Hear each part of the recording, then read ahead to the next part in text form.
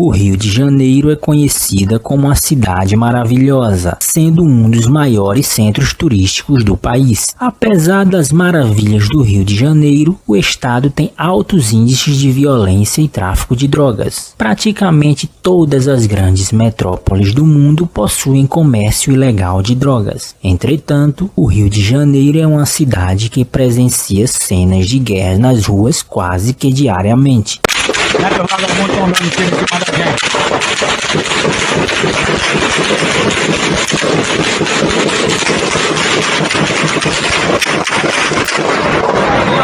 Caralho, fala uma hora aqui. Não, onde isso? É de cima, né? É de cima? É de cima mesmo. Não dá na parede. Na parede. O motivo são as várias facções criminosas que travam lutas pelo controle de territórios e domínios de pontos de venda de drogas dentro das muitas comunidades.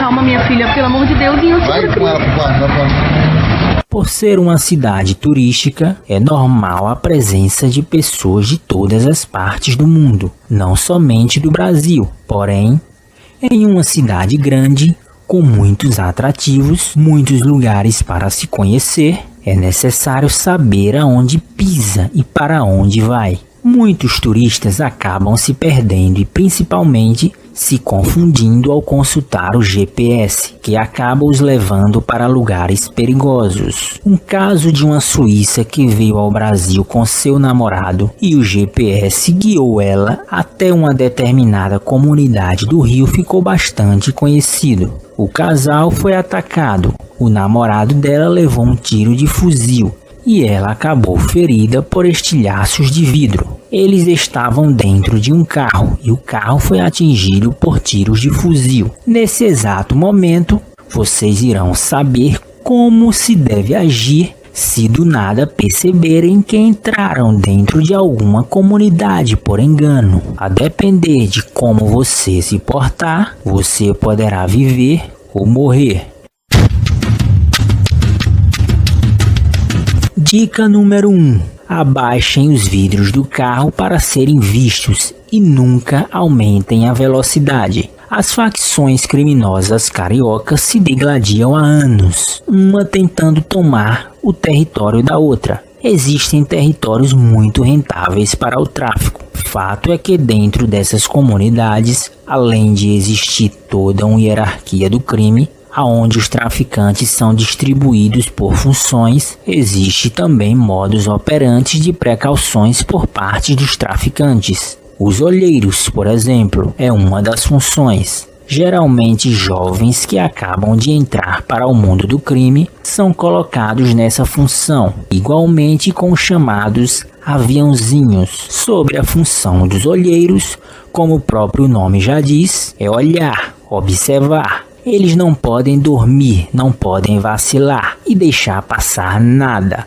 Caso contrário, sofrerão retaliações por parte dos chefões. Com uma visão privilegiada, geralmente em cima de lajes, telhados ou lugares altos do morro, eles olham quem sai da comunidade e quem entra. Eles sabem quem é morador e quem é visitante. Todos armados e de posse de um radinho, ou seja, um rádio onde nas frequências eles se comunicam entre si. Ao entrar em uma favela do Rio, pode até parecer que você não está sendo observado, mas pode ter certeza, você está sim. O maior medo dos traficantes são as invasões, seja da polícia ou seja de grupos rivais. Por isso, os olheiros devem sempre estar atentos a qualquer movimentação estranha. Então, se você perceber que entrou em uma favela carioca por engano e estiver de carro, nunca levante os vidros e acelere o carro. Os olheiros, ao observar, irão pensar que se trata de uma possível invasão da polícia ou de grupos rivais. Geralmente, quando se tem uma invasão, grupos saem em comboio de suas comunidades em direção a outras para assim tentar invadir. O que vem agora é o que chamam de bonde, uma comitiva de traficantes com todo tipo de armamento. Repare nas armas, pistolas e fuzis que eles ostentam do lado de fora do carro. Depois passa mais uma moto. Veja o tamanho do fuzil 762 que está com o homem que vai na garupa. São utilizados mais de um carro, mas no Rio existe uma gíria popular entre os próprios bandidos quando apenas 1 ou 2 carros com criminosos rivais vão até alguma comunidade, não com o intuito de invadir realmente, mas sim apenas de assustar, matar algum olheiro e depois ir embora se vangloriando. Isso é chamado de baque. Não importa o número de carros, se 1 ou 2 carros somente entrar por engano em uma comunidade e os ocupantes levantar os vidros e aumentar a velocidade, os olheiros irão olhar, comunicar através do radinho para os seus superiores e a ordem é sempre a mesma: atirar para matar, pois eles pensam que pode ser uma invasão da polícia de grupos rivais ou pensam que pode ser apenas um baque. Com isso, eles geralmente atiram. Dica número 2. Cuidado com o que você tem no seu celular. Uma das maneiras dos traficantes saberem quem realmente a pessoa é justamente olhando o celular, vendo fotos, mensagens, dentre outras coisas. Se caso você se der conta que entrou em uma favela carioca por engano, não se desespere. Se estiver de carro, siga a dica anterior. E se mesmo assim for interceptado por bandidos armados apontando armamento pesado em sua direção, levante as mãos, mantenha calma e se identifiquem. O mais importante, nunca mintam. Se forem turistas, falem que são turistas. Identifiquem-se, explique a situação para eles. Digam como foram parar naquela localidade e que necessitam sair, pois estão perdidos. Provavelmente os traficantes irão pegar o seu celular. Não será para roubar, apenas para saber se estão falando a verdade. Nessas horas, o direito à privacidade não existe, então nunca negue o celular para eles olharem.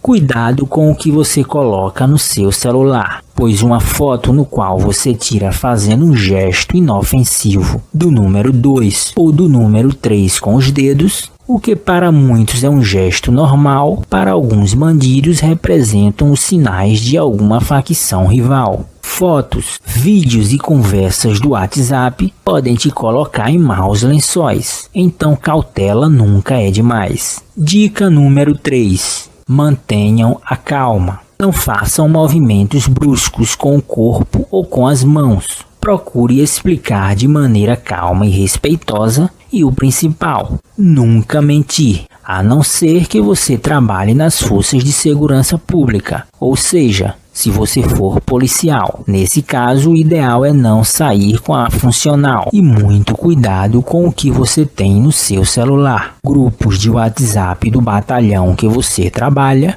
imagens de caveiras ou com frases que podem insultar os bandidos. Nesse caso, o melhor a se fazer é não ter nada que os traficantes possam duvidar e desconfiar de você.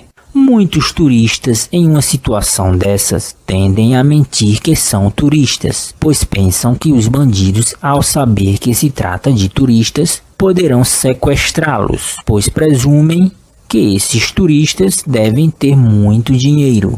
Nos anos 80 e 90, a prática do sequestro no Brasil era bem mais recorrente. Quadrilhas organizadas e bem estruturadas planejavam e sequestravam suas vítimas no Rio de Janeiro. Entretanto, nos dias atuais, o número de turistas sequestrados caiu bastante. Quanto a roubos, na maioria das comunidades cariocas existem regras, e uma das regras que são seguidas à risca é justamente que na favela ninguém rouba. Obviamente que existem exceções, mas na maioria das comunidades isso é seguido à risca, não só entre os moradores, mas também para os visitantes. Quando um turista é sequestrado, roubado ou, no pior dos casos, morto ao entrar por engano em alguma comunidade, os jornais noticiam esse fato de dia e de noite. As autoridades são cobradas para a resolução desse caso de forma rápida. A polícia ocupa a comunidade. Isso atrapalha muito o andamento do tráfico. Os traficantes acabam tendo drogas apreendidas. Há tiroteios, mortes de bandidos. Resumindo, não é bom para eles quando algo assim acontece. Essas dicas podem salvar sua vida. Então nunca esqueçam delas.